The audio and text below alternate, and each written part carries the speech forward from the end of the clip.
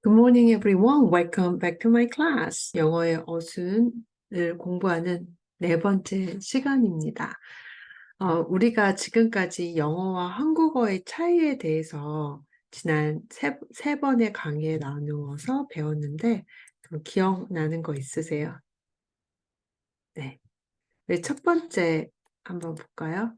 영어와 한국어의 차이. 첫 번째는 영어는 나로부터 시작돼서 나의 동작이 밖으로 나가 세상에 닿는 느낌이라면 한국어는 나와 대상 사이를 정해놓고 그 사이에 어떤 일이 일어나는지 설명하는 언어라고 말씀드린 게 첫 번째 시간에 있었고요.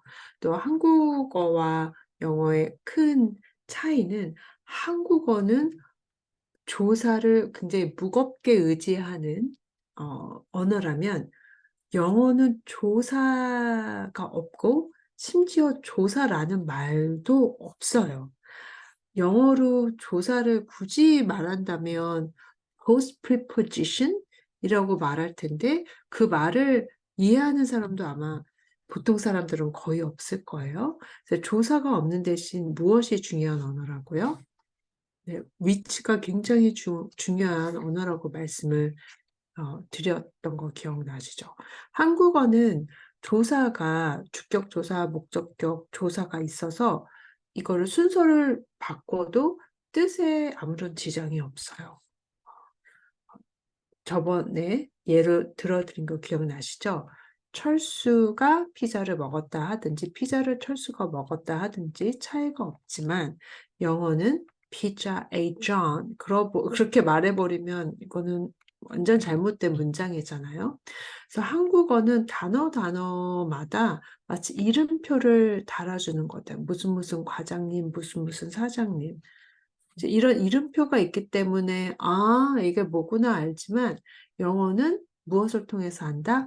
위치를 통해서 한다. 이름표라는 조사가 없어도 대통령 옆에 여자분이 대통령 손을 잡고 있으면 저분은 영부인이시구나 이렇게 아는 것처럼 위치를 보고 이제 그 단어가 무엇인지를 파악할 수 있는 언어라고 말씀을 드렸어요. 세 번째 차이 기억나세요?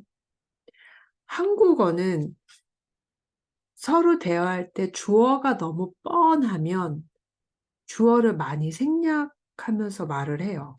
그쵸? 그런데 영어는 제 생각에는 조사를 의지하지 않는 언어이기 때문에 기준점이 굉장히 중요해요. 그래서 주어, 수어, 영어로 하면 subject and predicate의 위치를 웬만하면 바꾸지도 않고 생략을 거의 하지 않아요. 그게 굉장히 중요한 포인트고, 그래서 영어로 말할 때 우리는 먼저 주어가 뭐지를 생각을 해야 돼요. 그러니까, 미국에 온 지 3년 됐어요. 그러면 우리말은 주어가 생략됐잖아요. 그러면 미국에 온 지 미국부터 시작하나 그게 아니라 그 온 것의 주체가 무엇인지를 빨리 생각해서 I came to state 3 years ago. 이런 식으로 말을 하게 되는 거죠. 오늘 영어와 한국어의 큰 차이 네 번째는 뭐냐면 한국어는요, 단어의 품사가 변하지가 않아요. 그러니까 명사면 항상 명사예요. 운동하면 운동하고 물이면 물이고 별이면 별이고 지렁이면 지렁이고 이렇게 변하지 않는데 영어는 그 위치의 힘이 얼마나 강력하냐면 위치에 따라서 단어의 품사까지 변할 수 있는 언어예요. 그러니까 이것이 굉장히 큰 차이기 때문에 한국에서의 영어 시험에서 이런 유형의 문제가 자주 나오죠. 제가 예문에 있는 것처럼 I drink water. 그러면 나는 물을 마시다. 물은 여기서 명사잖아요. I water flowers every day. 나는 날마다 꽃에 물을 줍니다. 그럼 이 water는 여기서 동사로 쓰인 거예요. I saw a star. 별을 봤어요. 그런데 he starred in the movie as a good father. 이렇게 말을 하면 거기서 주연 역할을 했다는 뜻으로 바뀌게 돼요. I found a worm. 벌레를 그가 발견을 했어요. He wormed his way. 그런 벌레처럼 굉장히 어렵게 기어가는 모습을 말하는 것이 이 worm이 동사로 쓰였을 때예요. 그러니까 같은 단어라도 위치에 따라서 뜻도 달라지고 품사도 달라지는 거예요. 그러니까 영어에서 위치가 얼마나 강력한 힘을 갖고 있는지 좀 파악이 되시죠? 그래서 우리 지난번에 배웠던 거, 영어 책을 딱 폈을 때 가장 자주 빈번하게 나오는 구조. 누가 했어? 뭘? 누가 했어? 뭘? 아니면 누가 해? 뭘도 되고요. 왜 손을 하냐 하면 머슬 메모리를 키우는 거예요. 우리의 장기 기억으로 가져갈 수 있고, 그리고 짧은 문장을 보든 긴 문장을 보든 청크로 볼 수 있는 그런 감각을 길러주게 하는 게 이 손을 움직이는 거예요. 누가 했어? 뭘? 누가 했어? 뭘? 누가 했어? 뭘? 영어로 해볼까요? Who did what? Who did what? Who did what? 물론 subject, predicate, object 이렇게 말할 수도 있어요. 주어, 수어, 목적어. 그런데 이제 그런 문법의 개념들을 갖고 오다 보면 한 번 또 필터링을 해야 돼요. 바로 말이 나오지가 않아서 그냥 쉽게 누가 했어 뭘, 누가 했어 뭘 이렇게 1대 2부로 익혀두시는 거예요. 누가 했어 뭘 영어로 말할 때는 일단 누가 했어 뭘, 누가 했어 뭘, who did what, who did what 그 다음에 부가적인 정보를 붙여요.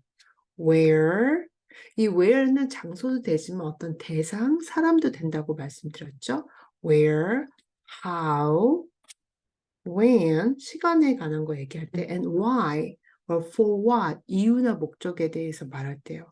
이 부가적인 것들은 순서가 바뀌어도 상관이 없고 이게 그 부가적인 정보가 이렇게 길어질 때는 뒤로 빠지기도 해요. 근데 중요한 거는 그 골자가 되는 거 누가 했어 뭘 who did what, who does what을 먼저 말하는 것이 이렇게 몸에 배이게 될 때 이제 영어가 입에서 좀 편하게 나올 수 있게 되는 거죠. 우리 지난번에 한 거 잠깐 리뷰해 볼까요? Junho ate pizza. Claire bought a phone. Tim made a cake. 이거는 굉장히 간단한 문장들이죠. 근데 여기다가 부가적인 정보들을 붙여보는 거예요. 그래서 어디서, 어떻게, 언제, 왜, 위에 우리말로는 그런데 이게 문법책에서 보면은 장소, 방법, 시간이라고 나와서 장방시로 아마 외우셨던 기억이 날 거예요. 중고등학교 때요. 장방시. John ate pizza at Gangnam. 이 장방시 외가 한꺼번에 나오는 경우는 그렇게 많지 않아요. 하나나 두 개 정도 나와요. John bought a phone quickly. John made a cake for her birthday. 이제 이런 식으로요. 잠깐 이 손 동작을 이용해서 전체적 구조를 빨리 파악할 수 있게 되는 거예요. 오늘은 이 문장 갖고 연습을 해봤으면 좋겠는데 이게 왜 중요하냐면, 우리말의 동사에서는 에게나 에 이런 게 붙어야 말이 되는데, 영어에서는 그런 것이 필요 없어서, 한국 학생들이 영작을 할 때 많이 좀 오류가 있는 그런 동사들만 모아봤어요. 그래서 이런 걸 읽을 때도 이 송 동작으로 같이 읽으면 훨씬 기억에 오래 남아요. 같이 읽어볼까요? John answered me at school. John answered me at school. I followed his Instagram for a long time. I followed his Instagram for a long time. He obeyed his father sincerely. He's obeyed his father sincerely. I opposed the idea seriously. I opposed the idea seriously. I joined the club when I was young. Access the restricted area in China without any difficulty. 네, 이렇게 문장을 읽어가면서 누가 했어 뭘, 어디서, 어떻게, 언제, 왜, or for what, 뭘 위해서 이렇게 커다란 청크 구조로 자꾸 문장을 대하는 연습을 하시는 게 필요해요. 몇 가지 이제 더 볼게요. 같이 한번 읽어봐요. I lost my key at the park last weekend. I did the cleaning the other day. 시간에 관한 레퍼런스는 I didn't make the cake at home for them. She turned off the alarm on her phone quickly. The professor put off the due date yesterday for new students. I get along with처럼 여기 있는 요 단어는 그 단어 세 개가 하나의 phrasal verb 그 구동사를 만드는 거예요. 단어가 세 개지만 다 합쳐서 하나의 동사처럼 자꾸 여기셔야 돼요. I got along with all of my friends at school last semester. The sunlight reached my room for a long time. reached란 단어도 우리말로는 어디에 다다르다라고 애가 붙지만 영어에서는 reached my room. The sunlight reached my room. 이 손의 감각으로 그냥 reached my room 바로 목적어를 취하는구나. 그거를 감각을 익히시면 돼요. We did not reach Seoul until 5. She attended the Zoom meeting this morning for her boss. We were approaching Seoul Tower and Namsan with friends last summer to celebrate the holiday. 그래서 여기 우리말도 approach 하면 뭐에 가까이 가다, 뭐뭐에가 붙는데 영어의 감각에서는 그냥 approach something 이렇게 말하시면 돼요. 그 다음 단어도 우리말로는 어디에 서식하다가 되는데 이 inhabit도 그 장소를 목적으로 바로 취해요. The monkeys inhabited the quiet area in Thailand without words for 10 years. 이런 것들이 좀 시험에 자주 나오는 동사들이 되겠죠. 한국식 영어 시험이에요.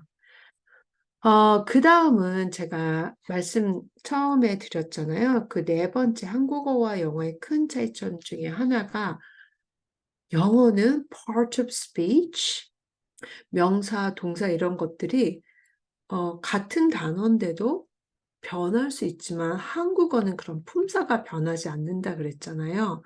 그래서 영어 문장 중에서 똑같은 단어인데 품사가 위치에 따라 바뀌는 예문들을 제가 몇 개 갖고 와 봤어요. 가면서 우리 몸에 익혀볼게요. I booked the table at the park last weekend for my family. I read a book to my daughter last night. booked가 위에 문장에는 예약하다라는 뜻이 되고요. a book 그러면 책이라는 뜻이 되죠. I cooked bulgogi at home for them. I brought a cook to the party to make a better food. 여기 처음에 cook은 요리하다라는 뜻인데 그 다음 cook은 요리사라는 뜻이 되는 거죠. I tabled the proposal for the next meeting. 여기서 table이 동사를 쓰려면 그 테이블 한 켠에 좀 밀어두는 거예요. 당장 쓰지 않고 좀 생각을 해봐야 돼서 옆에 두고 좀 치워두는 걸 tabled proposal 이렇게 말해요. I made a wooden table at the workshop beautifully last semester. 여기서 테이블은 그냥 그 우리가 말하는 보통 테이블이죠. I dressed the boys quickly for the picnic. 이거는 그 아이들의 옷을 내가 입혔다라는 뜻인데 이제 이것이 명사로 되면 드레스를 우리가 말하는 드레스를 입다 할 때 그 드레스가 되죠. I wore a beautiful dress at the party last night. 두 문장 더 볼게요. rock이 커다란 바위, 돌덩이라는 뜻도 있는데 흔들다라는 뜻도 있잖아요. So I rocked the baby. I rocked the baby in the nursery gently. 그 nursery 룸에 있는 아이를 살살살 이렇게 흔들어줬다. 이제 그런 말이 되겠죠. I found a huge rock at Yellowstone immediately last month. Yellowstone immediately last month.